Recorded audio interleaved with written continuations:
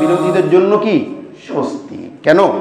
কোরআনুল কারীমের মধ্যে আল্লাহ রাব্বুল ইজ্জত ওয়াল জালাল ইরশাদ করেছেন,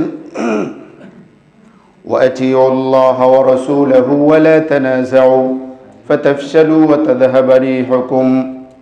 কোরআনুল কারীম সূরা আনফাল 46 নম্বর আয়াত আল্লাহ বলেন, ওয়াতিউ আল্লাহ ওয়া রাসূলাহু, আল্লাহকে আল্লাহর রাসূলকে আনুগত্য করো, ওয়া লা তানাযাউ, বিরোধ করো না, ফাতাফশালু ওয়া তাযহাবা রিহুকুম, বিরোধ করলে তোমরা নিষ্কর্ম হয়ে যাবে, তোমাদের শক্তি সামর্থ্য শেষ হয়ে যাবে। তাহলে বিরোধ করার, ইখতিলাফ করার, বিরোধ করার সবচেয়ে বড় ক্ষতি হলো নিজের শক্তিকে কি করা? বিনাশ করা, শেষ করবা। আরে ভাই, যেই শক্তি সঞ্চয় করে আপনি তাগুতকে প্রতিহত করবেন, যেই শক্তি সঞ্চয় করে আপনি বাতিলকে মোকাবেলা করবেন, ওই শক্তি দিয়ে যদি আপনি আপনার ভাইকে প্রতিহত করতে চান, তাহলে আপনি তাগুতকে কিভাবে মোকাবেলা করবেন? বুঝাতে পারছি না পারি নাই? তা আপনার শক্তিটা তো আপনি এখানেই বিনষ্ট করে ফেলছেন। দ্বিতীয় নম্বর হলো বিভেদ তৈরি করলে বা বিভেদ যদি হয়, এটার ফলাফলে আল্লাহর রহমত তার থেকে কি হয়? দূরে চলে যায়। আল্লাহ রাব্বুল ইজ্জত ওয়াল জালাল বলেছেন, ওয়াতাসিমু বিহাবলিল্লাহি জামিআ ওয়া লা তাফাররাকু, আল্লাহর রশিকে এক করে ধরো, বিচ্ছিন্ন হয়ো না। দেখুন, এখানে বিচ্ছিন্ন না হওয়ার অর্থ এই না যে সবাই মিলে একই সংগঠন করতে হবে, একই দল করতে হবে, বিষয়টা ওইরকম না। বিষয়টা হলো ইসলামের কাজে, দ্বীনের কাজে একে অপরের সহযোগী হওয়া, প্রতিপক্ষ না হওয়া। আমাদের সমস্যাটা কি জানেন? আমি মনে করি যে আমার যে কাজ করছে, আমার এখানে সবাই চলে আসুক, উনি মনে করতেছেন ওনার ওখানে সবাই যাক। বুঝাতে পারছি? এই কারণে হলো সমস্যা। যদি মনে করি ভাই আমি দিনের কিছু কাজ করছি, উনি ওনার কাজ করতেছে, সে তার কাজ করতেছে, যার মতো সে কাজ করুক, তাহলে কিন্তু আর কি হয় না? সংঘাত হয় না।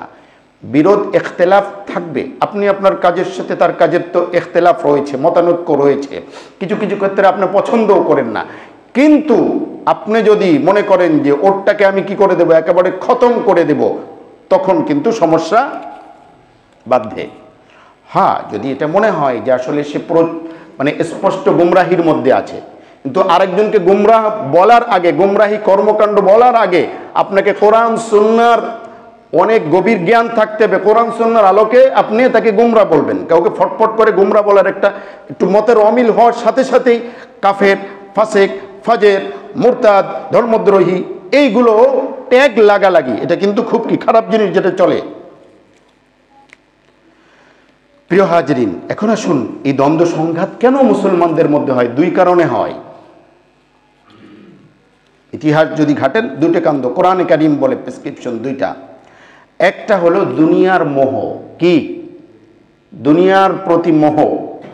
এই মোহের কারণে বিবাদ হয়। কোরআনুল কারীম সূরা আলে ইমরানে আল্লাহ বলেছেন, মিনকুম মান ইউরিদুদ দুনিয়া ওয়া মিনকুম মান ইউরিদুল আখিরা।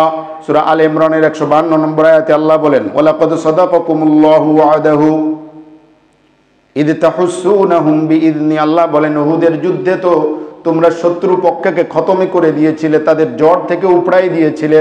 হাত্তা ইযা ফাশিলতুম ওয়া তানাযাতুম ফিল আমরি, অতঃপর তোমরা যখন নিজেদের মধ্যে বিরোধ করলে, বিবাদ করলে, মিন বাদি মা আসাইতুম, তোমরা এই বিরোধ বিবাদ করার কারণে তোমরা আল্লাহর আনুগত্য থেকে দূরে সরে গেলে। মিনকুম মান ইউরিদুদ দুনিয়া ওয়া মিনকুম মান ইউরিদুল আখিরা, কেউ কেউ দুনিয়ার প্রতি ঝুঁকে গিয়েছিলে, আর কেউ কেউ আখিরাতের প্রতি ঝুঁকা ছিলে। বলে এই দুনিয়ার মোহ, দুনিয়ার মোহের কারণে তোমাদের এত বড় বিপর্যয় এসে গেল। কি বিপর্যয়? 70 জন সাহাবী শহীদ হলেন, আর 70 জনের বেশি আহত হলেন। আল্লাহ নবী নিজেও কি করলেন? রক্তাক্ত হলেন। দুনিয়ার প্রতি মোহ সামান্য, বলে ঠিক আছে, এই যুদ্ধ শেষ, আমরা গনিমতের মালটা এই করি, সামান্য, এটার কারণে শেষ।